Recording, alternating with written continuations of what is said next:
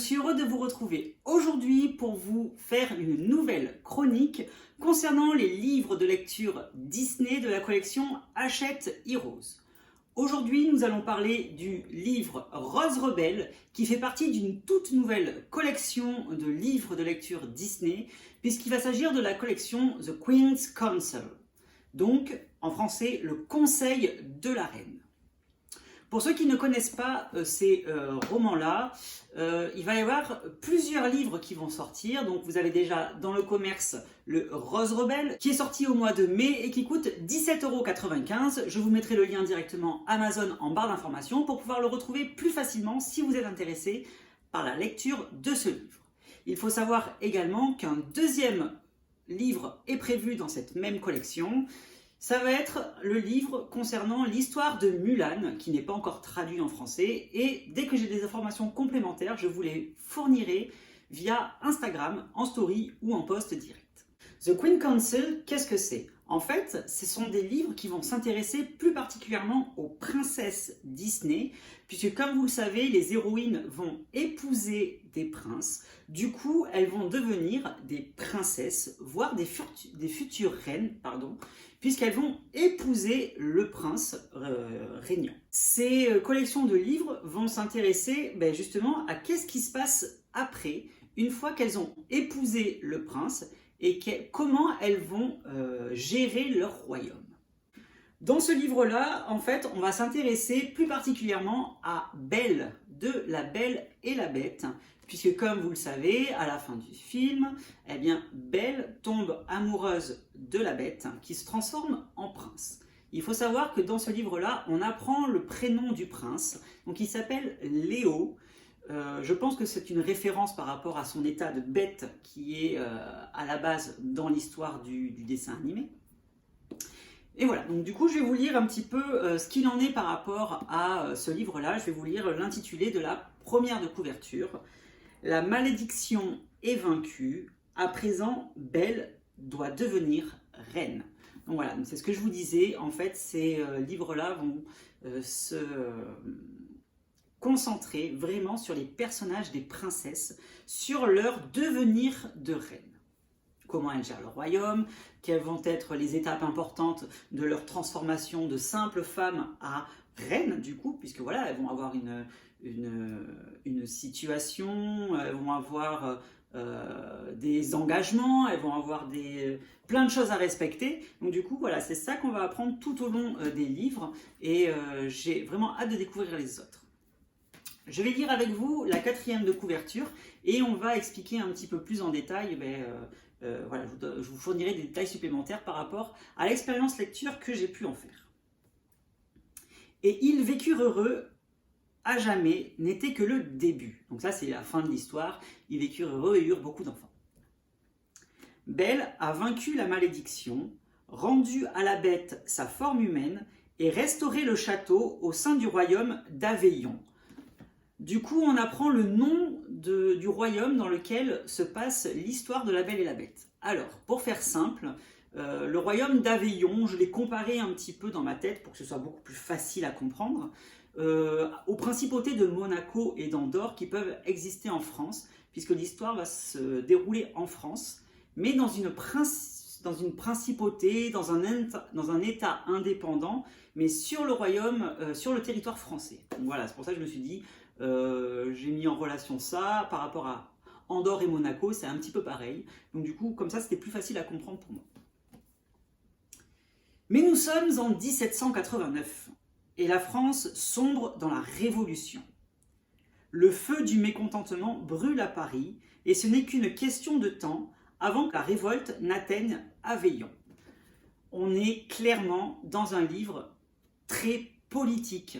On va se retrouver dans une ambiance de 1789, une ambiance d'époque, avec tout ce qui va être attrait à la Révolution française.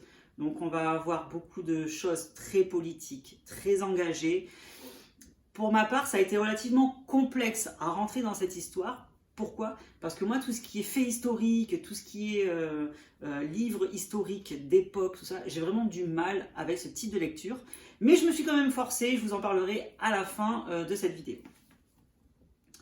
Belle, qui rêvait autrefois de partir à l'aventure à travers le monde, est désormais déchirée entre son passé de roturière et son futur en tant que reine. On connaît tous le personnage de Belle dans la version dessin animé. Belle, c'est quelqu'un qui a de grands rêves, beaucoup d'espoir, d'espérance, et qui voit la vie, elle voit loin. Elle ne veut pas être dépendante d'un mari, elle ne veut pas subir subir auprès d'un homme tel que Gaston par exemple. Voilà, elle est vraiment indépendante, libérée. Donc ça, c'est le personnage de Belle que l'on connaît. Et là, on va voir une Belle tout à fait différente. Personnellement, je n'ai pas retrouvé le même personnage à l'intérieur de ce livre-là. Il y a quelques aspects qui peuvent nous faire penser à la Belle que l'on connaît. Mais voilà, je l'ai trouvée un petit peu différente par rapport aux personnages que l'on peut connaître dans le dessin animé. Mais elle a toujours ses projets de rêve, tout ça. Mais la vie et sa situation fait que, eh bien, elle va devoir évoluer. Quand elle croise la route d'une magie très ancienne, que des voix la mettent en garde contre la destruction prochaine de son royaume, et que tous ceux qu'elle aime se retrouvent en danger, Belle n'a plus le choix. Elle doit prendre la place de reine qui lui revient et sauver son peuple. Alors ce qu'il faut savoir, c'est qu'il y a très peu de magie à l'intérieur de ce livre-là.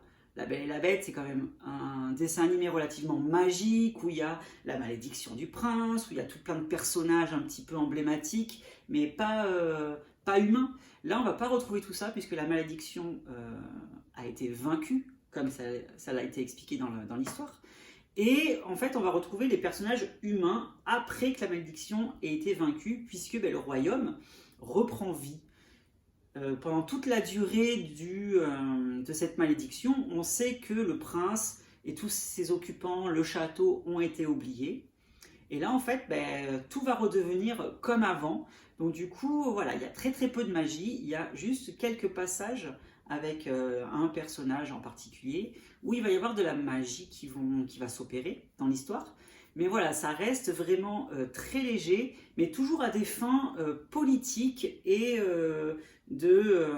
comment gérer le royaume en fait. Voilà, c'est vraiment la base de l'histoire, c'est vraiment ça. Ne vous attendez pas à ce que ce soit hyper magique. C'est pas très Disney en fait comme livre. Ça reste avec les personnages Disney, mais c'est pas aussi féerique que ce que j'aurais pensé. Du coup, il y a un petit complément par rapport à l'histoire, donc je vous le lis. Une nouvelle série qui place les princesses Disney au pouvoir, épaulées par les esprits des reines du passé, une force mystique qu'on appelle la voix de la reine. Donc voilà, donc ça c'est la nouvelle collection de livres pour adultes, puisqu'il s'agit vraiment de livres pour adultes, même pour les adolescents, à moins que ce soit des fans absolus d'histoire, des fans absolus de la Révolution française. Je pense pas que les adolescents ou les jeunes enfants seront très intéressés par ce type de livre, en tout cas pour celui-ci. Pour les autres à venir, je ne sais pas du tout ce qui va en être, mais j'ai vraiment hâte de découvrir ça, puisque ça me permet justement d'avoir une nouvelle vision des choses concernant les dessins animés Disney, et de voir une potentielle suite logique et historique, puisqu'on se dit, si ça avait vraiment existé, il se serait vraiment passé ça en fait. Donc c'est plutôt cool, c'est plutôt sympa et c'est plutôt agréable parce que voilà, ça reste vraiment cohérent par rapport à la situation, à l'époque dans laquelle se déroule le dessin animé, puisque le dessin animé se déroule à l'époque en 1700 quelque chose, donc 1789, on l'apprend maintenant.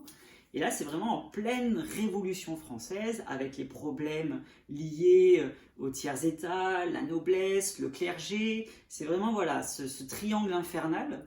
Et c'est vraiment très aspect politique. C'est vraiment voilà, les conseils d'État, ce genre de choses. Et on a des personnages qui vont se rajouter à cette histoire-là. Il y a le cousin de Léo, puisque maintenant il faut l'appeler Léo, puisque ce n'est plus la bête. Donc il y a le cousin de Léo, j'avais envie de le tarter tout au long du livre, puisque voilà, j'ai lu le livre en entier, je me suis vraiment forcé à le lire, puisque quand je me suis arrivée au chapitre 6, ben, je me suis posé la question de savoir si je continuais ou si j'arrêtais. Je me suis dit, si le livre est comme ça tout le long, ça va être difficile, puisque je n'aime pas du tout ce type de contenu historique, politique, et voilà. Donc du coup, je me suis dit, bon, ta curiosité, elle est quand même importante, Bruno, donc du coup, essaie de rentrer à l'intérieur et vois les choses différemment. Donc j'ai occulté tout l'aspect Disneyesque, tout l'aspect féerique et magique qu'il peut y avoir autour de Disney.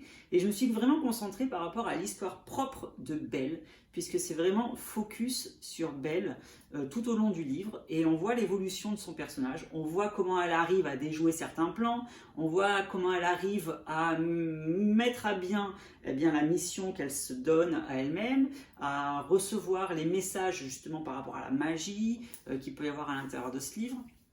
Voilà, c'est un livre quand même relativement plaisant, certes pas évident à lire, puisque moi il m'a fallu au moins une semaine pour arriver au bout du livre, puisque voilà, j'y allais pas à contre-cœur, mais j'y allais parce que j'avais vraiment envie de savoir de quoi il en retournait au niveau de la collection de Queen Consile, et surtout du livre Rose Rebelle.